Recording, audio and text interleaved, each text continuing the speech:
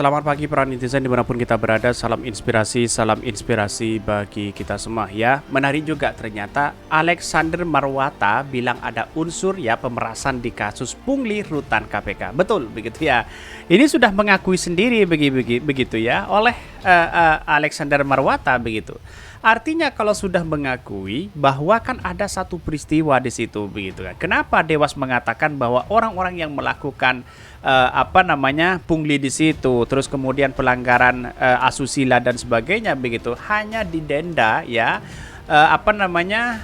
pengurangan gaji di situ begitu ya. Bukankah ini seharusnya kan dipecat begitu?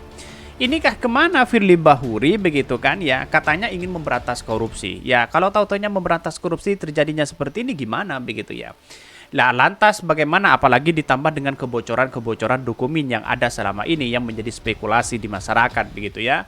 Apa yang terjadi ya? KPK seharusnya minta maaf kepada masyarakat di situ begitu ya. Untuk bagaimana ya KPK ini tetap dipercaya di situ. Minta maaf untuk apa? Ya minta maaf karena ada rutan, ada pungli di rutan, ada asusila di rutan dan sebagainya begitu, dan bahkan ya kebocoran dokumen begitu. Walaupun Dewas KPK saja enggan untuk mengomentari hal ini begitu kan, kebocoran dokumen masalah pidana di situ itu berlawanan dengan Karyoto di situ begitu ya, katanya saling memanas begitu ya. Kalau Firly Bahuri selama ini sudah tidak memberikan dampak begitu ya, tidak memberikan teguran secara maksimal kepada orang-orang yang oknum-oknum di dalamnya, ngapain masih ada KPK kalau seperti ini terus begitu ya? Kan begitu logikanya begitu. Tetapi mari kita baca terlebih dahulu ya komentar-komentar netizen seperti ini. Ini ya komentar-komentar netizen, jangan sampai menutupi ya bocor ESDM. Betul begitu kan ya. Ini yang menjadi catatan penting kepada kita bahwa apa yang selama ini dilakukan begitu ya, bahwa ada kebocoran dokumen yang luar biasa. Katanya begitu. Dan bahkan di sini temuan pungli di rutan KPK sejak Desember 2021 hingga Maret 2022 mencapai 4 miliar. Itu pun masih jumlah sementara. Marwah KPK tercoreng sejak dipimpin ketua bermasalah. Betul, siapa mereka pemimpinnya? Yaitu Firly Bahuri begitu. Kok bisa begitu ya? Ketua bermasalah, masalah diperpanjang masa jabatannya. Apa ini? Apa-apaan ini? Jangan pilih partai pendukung RUU Kesehatan OBL. Wah, banyak sekali yang menghashtag mereka begitu. Artinya apa? Artinya selama inilah babak baru untuk Firly Bahuri begitu kan ya. Apalagi penyelenggaraan etik dan sebagainya begitu kan ya. Lolos ya. Dewas KPK kok bisa melakukan seperti itu begitu. Ada apa begitu? Ini ya.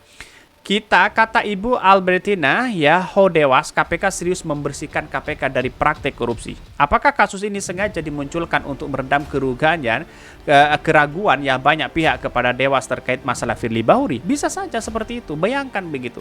Kalau hal-hal seperti ini terjadi begitu kepada siapapun begitu ya. Terus kemudian Firly Bahuri enggan berkomentari terkait dengan adanya pungli, terus kemudian dengan etikan pribadinya, dengan dokumen yang beredar, asusila yang beredar selama ini begitu. Seharusnya Dewas KPK memecat Firly Bahuri. Kalau saya Dewan Pengawas ya, Dewan Pengawas KPK, saya sudah sejak dulu ya Firly Bahuri sudah saya pecat begitu ya. Kenapa? Karena sudah tidak efektif begitu ya. Apalagi sekarang timbul masalah yang baru begitu. Ini yang menunjuk ketua KPK siapa? Ikan busuk mulai dari kepala. Kecium sampai dialirin tapi nggak kebuang. Tapi betul begitu kan. Inilah keresahan para publik hari ini terkait dengan pimpinan KPK yang selama ini seolah-olah arogansinya luar biasa begitu. Kenapa? Ya pada hakikatnya seperti Dewas ini sebenarnya diganti saja begitu ya. Karena di satu sisi tidak efektif begitu kan. Padahal jelas-jelas moralitas yang dibangun oleh KPK sejak dulu begitu ya. Sampai sekarang setidaknya kok tambah parah begitu kan. Begitu logikanya begitu. Ini aku gak percaya dengan berita-berita seperti ini ya. Ntar ini dikelola oleh orang-orang jujur, nasionalisme tinggi, Pancasila, agamis, patriot. Ya terserah begitu kan. Karena inilah bagian dari demokrasi, mau percaya atau tidak. Tetapi mari kita baca terlebih dahulu beritanya seperti ini. Ini beritanya ya, Alexander Marwata bilang ada unsur pemerasan di kasus pungli di rutan KPK. Seharusnya dipecat mereka begitu, siapapun orangnya begitu kan. Biar ada efek jera kepada siapapun begitu. Ini kan sudah KPK mengakui sendiri begitu.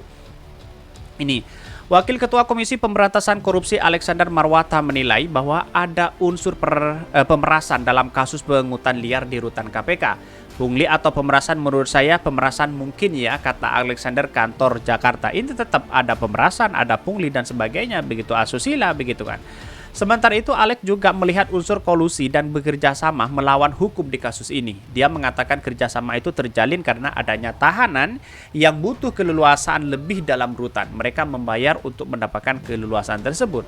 Jangan-jangan ada AC-nya di situ begitu. Kita periksa itu begitu ya. Tahanan butuh ruang ya agak longgar, misalnya ya kalau perlu komunikasi dengan keluarga dan sebagainya, atau mungkin makanannya nggak cocok dengan perlu beli. Itulah yang kemudian dimanfaatkan jadi ya sebenarnya kolusi. Bahkan sebelumnya, Wakil Ketua KPK Nur Gufron bahkan mengatakan ada 3 unsur tindak pidana korupsi dalam kasus pungli dan rutan KPK. Dia mengatakan ketiga unsur itu adalah suap, ya, gratifikasi dan pemerasan. Ya, ini kan sudah jelas-jelas kalau ada pemerasan, pungli dan sebagainya, gratifikasi, silahkan begitu kan, dipecat mereka begitu. Kenapa masih ada dipelihara hal-hal seperti ini? Tergantung Firly Bahuri juga sebagai pimpinan KPK begitu aja. Ya punya leluasa begitu, punya kekuasaan luar biasa di situ kan, seharusnya Firly yang bertanggung jawab ini semua begitu. Tetapi ya inilah kemana soal Firly Bahuri kan sekarang menghadapi masalah besar begitu ya, yaitu saling memanas dengan Karyoto begitu ya. Bahkan ya Gufron berkata korupsi ini terjadi dengan imbalan para tahanan bisa mendapatkan berharga ya berbagai keringanan ya seperti penggunaan ponsel. Kasus ini ya kata dia telah berlangsung sejak lama namun tidak diketahui karena keluarga korban cenderung tertutup ya. Bahkan ya kepungutan liar di rutan KPK kali ini diungkap oleh Dewan Pengawas KPK. Dewas KPK menyatakan ya pungli itu di Tenggarai terjadi selama Desember 2021 hingga Maret 2022.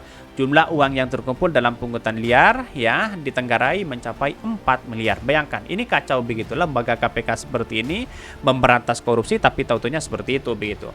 Belakangan diketahui bahwa pungutan liar itu terungkap gara-gara ada pegawai rutan KPK yang melakukan pelecehan terhadap istri tahanan ya. Pegawai tersebut mendapatkan sanksi ringan ya berupa permintaan maaf secara terbuka.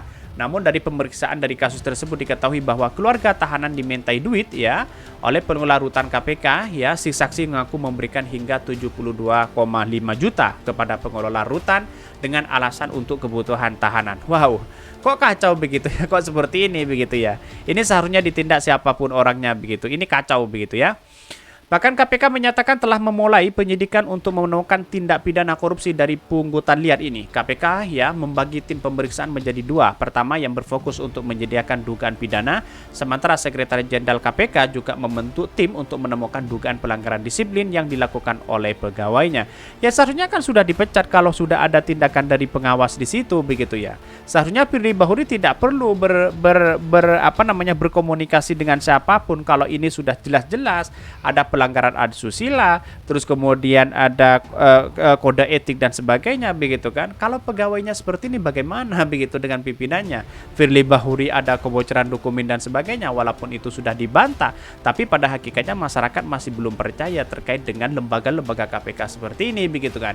Kalau sudah bermain seperti ini ya katanya ingin memberantas korupsi sebaik-baiknya, tetapi di rutan KPK melakukan hal seperti itu begitu. Bagaimana sebagai penegak hukum melakukan hal seperti itu begitu? Apakah masyarakat akan percaya itu? Ya tidak, saya rasa jauh di situ begitu kan.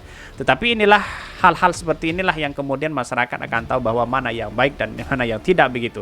Tetap kita awasi bersama bahwa KPK lembaga yang kemudian memberikan independen yang luar biasa, tapi kalau dipimpin oleh orang-orang bobrok ya juga ikut begitu kan, walaupun independen apapun begitu ya. Mungkin itu yang kami sampaikan ya. Tonton terus channel Khodari Podcast Rakyat ini karena ada berita-berita menarik dan viral setiap harinya. Salam para netizen, salam inspirasi bagi kita semua. Jangan lupa di subscribe channel YouTube Khodari Podcast Rakyat ini.